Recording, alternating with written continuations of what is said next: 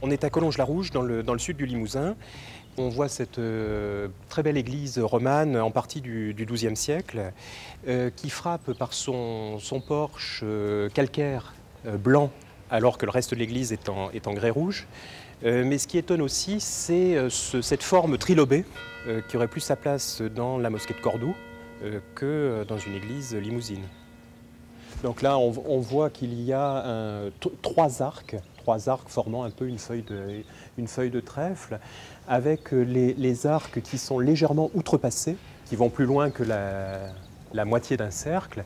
On retrouve ces formes surtout dans l'art musulman et très fréquemment en Andalousie. Le pèlerinage de Compostelle se met en place vers le Xe siècle, mais il prend toute son importance en pleine époque romane, en plus des contacts économiques, en plus des mercenaires de la Reconquista, en plus des colons. Il y a ce lien, il y a ce trait entre le nord de l'Espagne et le sud de la France.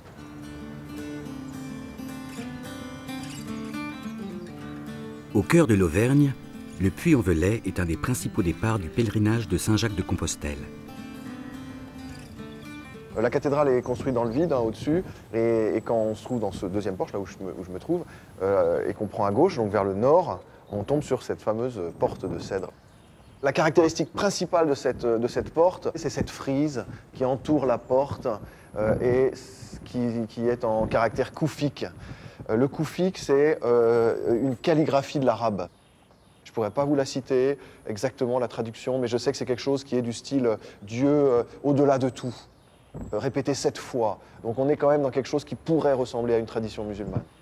Alors cette porte, elle a été faite à Saint-Julien-Chapteuil. En fait, elle n'a pas été faite en Afrique du Nord, elle a été faite ici.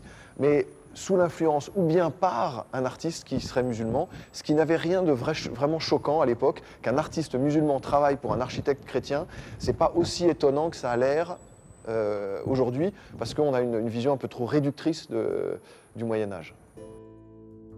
Les portes de cèdre du Puy-en-Velay ne sont pas un cas isolé.